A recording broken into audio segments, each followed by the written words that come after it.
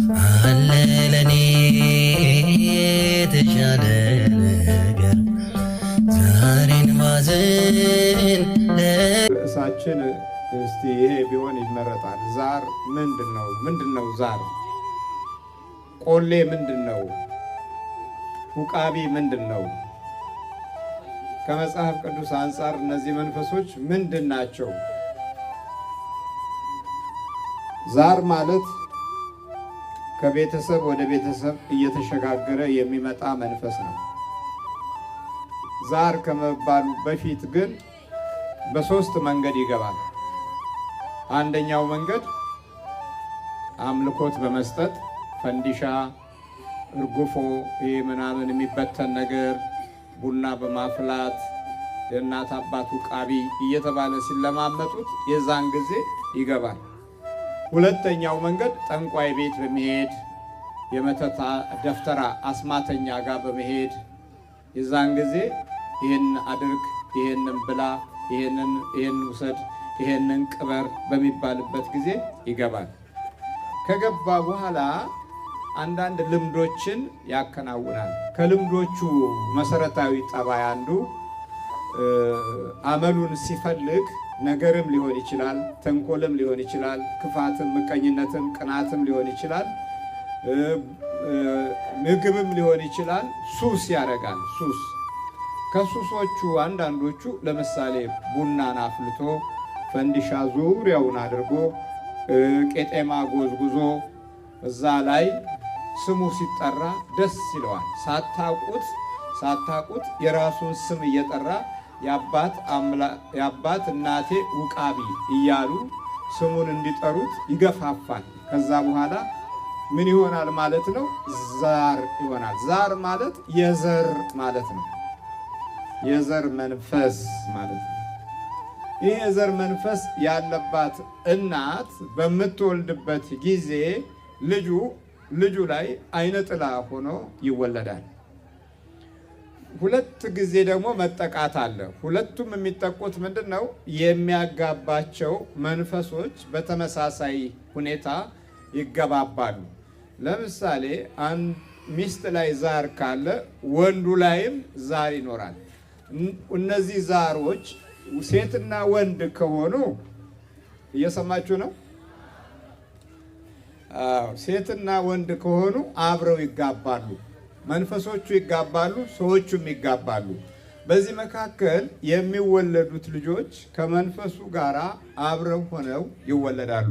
ክርስትና ሲነሱ አብረው ይነሳሉ። መንፈሶቹ አብረው አንዳንድ ጊዜ ተለይተው ይወጣሉ። አንዳንድ ጊዜ ደግሞ የተመሳሰሉበትን እምነትና ሁኔታ አንድ ጋር አድርገው አብረው ይነሳሉ። ይሄ ማለት ቤተ ክርስቲያንን ወይም ክርስትናውን ለመለማመድ እድል ያገኛል ማለት ነው። እናትና አባት ላይ ያለው ኃይል በለመደው መልኩ በልጆችም ሕይወት ውስጥ ይሄንኑ መንገድ ይለምዳል። ቅዱስ ቁርባን በሚወስድበት ጊዜ ይወጣል፣ ይሸሻል። በሌላ ጊዜ እንደገና ተመልሶ ይገባል።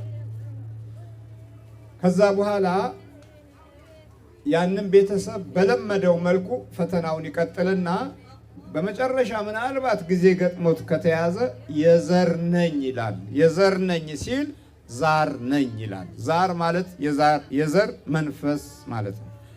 ይሄ እንግዲህ ቤተሰብን ይለምድና 3፣ 4፣ 5 ትውልድ እየገፋ ሲመጣ አብሮ እየተሽቀዳደመ የመውረስ ባህሪ ያለው 7፣ 8፣ 9 ትውልድ 11 ትውልድ ዝም ብሎ ይሄዳል። ማቋረጫው ግን ወደ ክርስቶስ ሥጋና ደም ሲቀረብ ብቻ ነው። ይህንን የዘር መንፈስ ማቋረጫው መንገድ ይሄ ነው። በማርቆስ ወንጌል ላይ ምዕራፍ 9 ይህ ወገን ይላል፣ ይህ ወገን ከጾምና ከጸሎት በቀር አይወጣም በማለት ይናገራል። ቃሉ ደግሞ ምንድን ነው የሚለው? ወገን ነው የሚለው። ዝንቱ ዘመድ ነው የሚለው።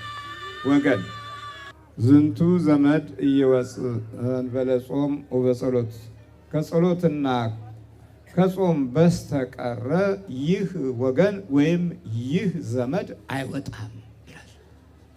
እንግዲህ ጾምና ጸሎት ያስፈልጋል ማለት ነው። ዘርን የዛርን መንፈስ ከዘር ውስጥ ለማስወገድ ምን ያህሉ ገብቶናል ማለት ነው። አሁን ምን ያህሉ ነው የሚገባን እንዲህ አይነት የዘር መንፈስ እንዳለብን።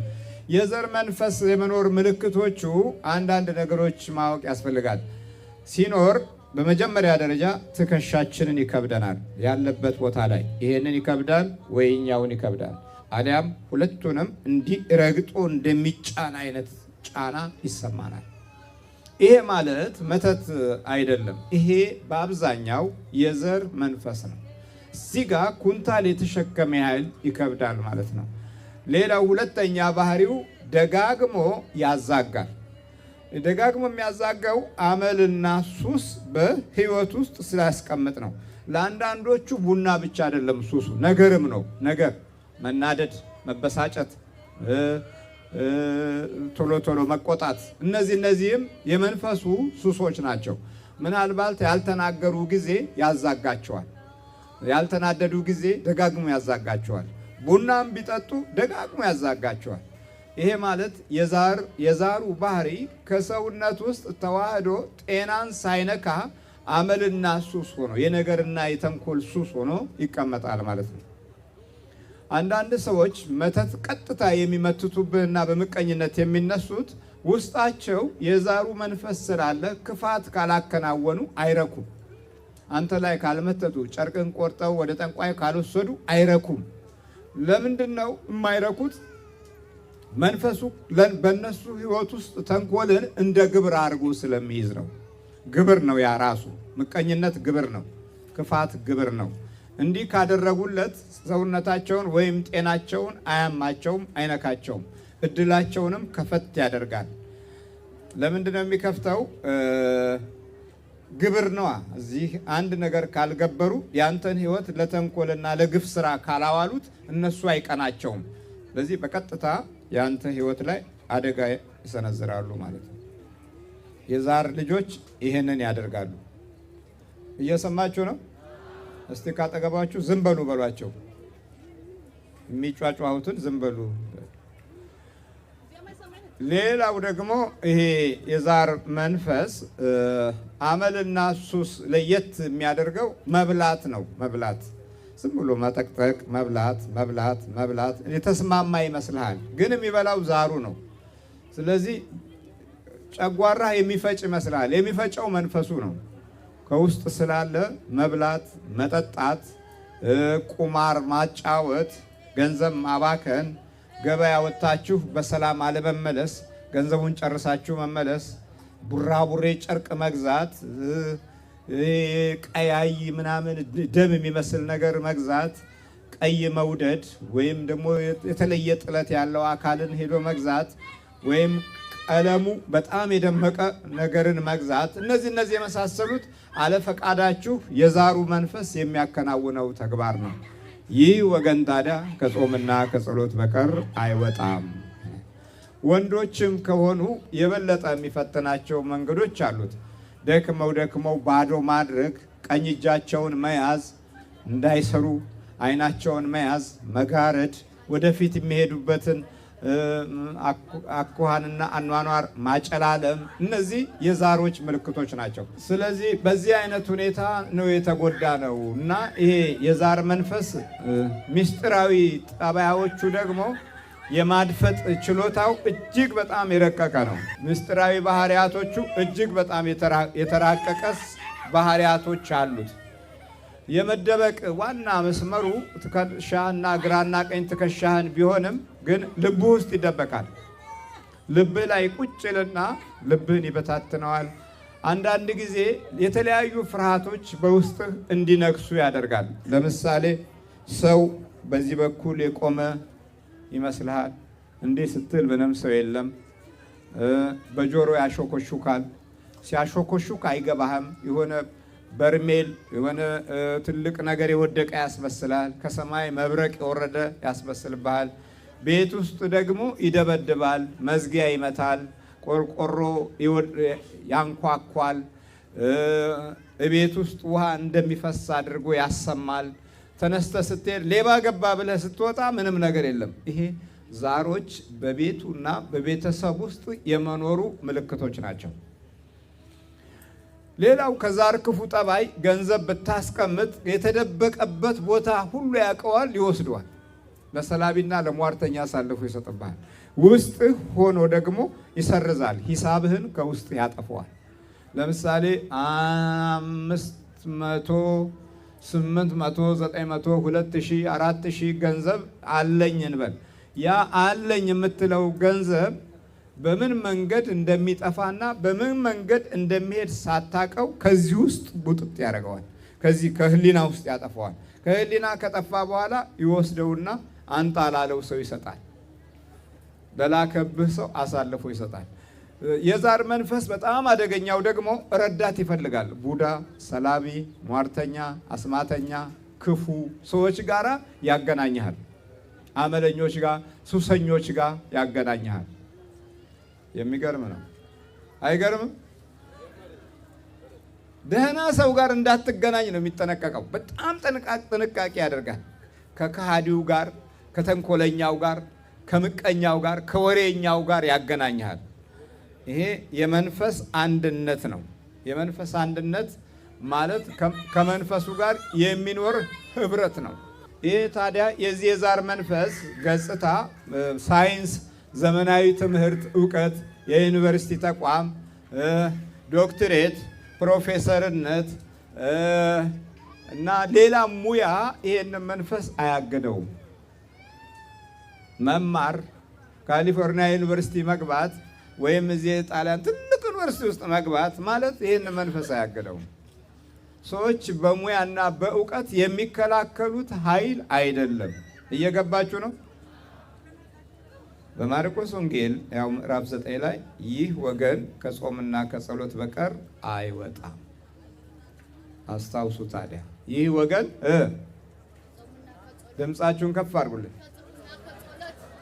በቀር አይወጣም።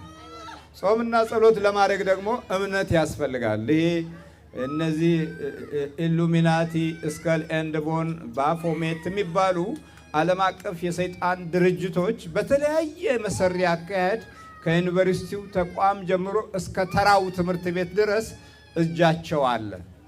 እጃቸውን ሰደዋል በሙሉ ከሕግ አውጪው እስከ ሕግ እስከ ፍትሁ ድረስ በሙሉ እጃቸው አለ። እጃቸው የሌለበት ምንም ነገር የለም። አንዳንዴም የትምህርት ካሪኩለማቸውን በሙሉ የምንጠቀመው በነሱ አስተሳሰብና መንፈስ ነው። ስለዚህ ተማሪዎች ወደ የትኛውም ትምህርት ቤት ሲላኩ ከዚህ መንፈስ ልክፍት ጋራ በቀላሉ ይገናኛሉ። ዛሬ በየትኛውም ዓለም ያለ ዩኒቨርሲቲ ተቋም ቢያንስ በጣም በንጹህ ሕሊና ሆነው የሚወጡ ልጆች ከብዙ ሺዎች መካከል ወይ 5፣ 6፣ 7 ነው። ያውም እድል ከገጠመው ነው።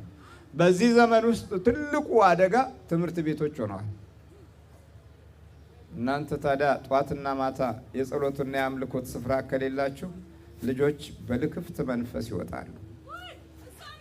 ይሄ ደግሞ የተቀነባበረ አካሄድ አላቸው። በዚህ በነጩ ዓለም ውስጥ ትውልድን ለማጥፋት የሚጠቀሙበት ትልቁ አካሄድ በትምህርት ተቋም ውስጥ የተለያዩ ባህሪያቶችን ይዞ እንዲወጡ ማድረግ ነው። ስለዚህ የዛር መንፈስ እጅግ በጣም የረቀቀ ሂደቶችን የተከተለ ነው። ሌላው የዘመኑን መንፈስ ይከተላል። የድሮ እናቶች በትንሽ ነገር ያባብሉታል። ይሄ ዘመናዊው ትውልድ ደግሞ በፋሽን ያባብለዋል። ባለባበስ ይረካል። አሁን ለምሳሌ ባል ዛር አለ፣ አይነ ጥላ ዛር አለ፣ እድለቢስ የሚያደርግ ዛር አለ፣ ትውልድ ከልክል ይባላል። እና ይሄ ዘመናዊው መንፈስ ምንድነው የሚያደርገው? ሴቶችን በሚይዝበት ጊዜ በአለባበሳቸው ምክንያት የተለያየ ባህሪያቶችን ይገልጻል። ለምሳሌ ባል እንዳታገባ ያደርግና ራሱ ባል ይሆናል። ይህ የዛር መንፈስ ስልቱን ከሚለውጥበት ዘዴ አንዱና ዋናው የአለባበስ ባህሪያቶችን 2 መንገድ እንከፍለዋለን። አንደኛው መንገድ ዘመናዊው አለባበስ የተራቆተ ጨርቁን የጣለ እብድ የሚመስል ሲሆን፣ ሁለተኛው የድሮ አለባበስ የተዥጎረጎረ ቡራቡሬ ነገር ከቡና ማፍያው ጀምሮ እስከ መካደሚያው ድረስ የተለየ ጨርቅ ይሆናል ማለት ነው። ለግንቦት የሚለበሰው ሌላ ነው። ለመስከረም የሚለበሰው ሌላ ነው። ዓመት በዓል ሲመጣ የሚለበሰው ሌላ ነው እና እንዲህ በመቀያየር መንፈሱ ጊዜውንና ዘመኑን የመምሰል ጠባያት አሉት። ስለዚህ እንዲህ አይነቱ ደግሞ ከጾምና ከጸሎት በቀር አይወጣም። ይህ ወገን ከጾምና ከጸሎት በቀር አይወጣም። ስለዚህ እንግዲህ እንዴት ይሻላል? ጾምና ጸሎት ደግሞ ማሳረጊያው የክርስቶስ ሥጋና ደም ነው። በመሆኑም ዛሮች ወደ ቡዳነት ይለወጣሉ። ሌላው ትልቁ አደጋ ወደ ቡዳነት ይለወጣሉ። አንድ ዛር 7 ዓመት ከተገበረ በኋላ ልጆቹን ይበላል። መሻገር ማለት ነው። ከመወለድ አልፎ እንደገና ተሻግሮ የመብላት ባህሪ ያለው። የማይጸልዩ ከሆነ የማይጾሙ ከሆነ የማይሰግዱ ከሆነ ልጆች ይበላል። ወይም ያዩት ነገር ይሰበራል። ለምሳሌ ቆንጆ ብርጭቆ ነች ብላ ካየችው ለምን ቆንጆ አለች ብሎ ሳይሰብራት አያድርም። ብርጭቆ ይበላል ነው በቃ እኛ መልካም ያለውን ያበላሽብናል። ይሄ የዛር መንፈስ መኖር ምልክቶች ናቸው። ባልና ሚስት ሆነው ሲጋቡ ደግሞ አንዱን አንዱ ሊበላ ይችላል። የሚገርም ነው። ይሄ ደግሞ የተለየ ገጽታ አለው። ካልጸለዩ ሁለቱም አንድ ጋር የመጸለይ ባህሪ ከሌላቸው የአንዱ መንፈስ ለአንዱ አይነ ጥላ ነው፣ ለአንዱ መንፈስ አንዱ አይነ ጥላ ይሆናል። ከዚህ በኋላ ከቤቱ ጭቅጭቅና ጠብ አይጠፋም፣ ንትርክ አይጠፋም። ከዛም በላይ ራሱ ቤቱ ራሱ የነገር ቤት ይሆናል። ውጭ ወጥተው በሰላም ከተመለሱ በኋላ ቤት ሲገቡ ነገር ይጀምራሉ። ይህን የመሳሰሉ ችግሮች በጣም የሚከሰቱት የዛር መንፈስ የመኖር ምልክት ነው። ስለዚህ ይህ ወገን ከጾምና ከጸሎት በቀር አይወጣም። እግዚአብሔር ማስተዋሉን ይስጣል። ተነሳ አይነት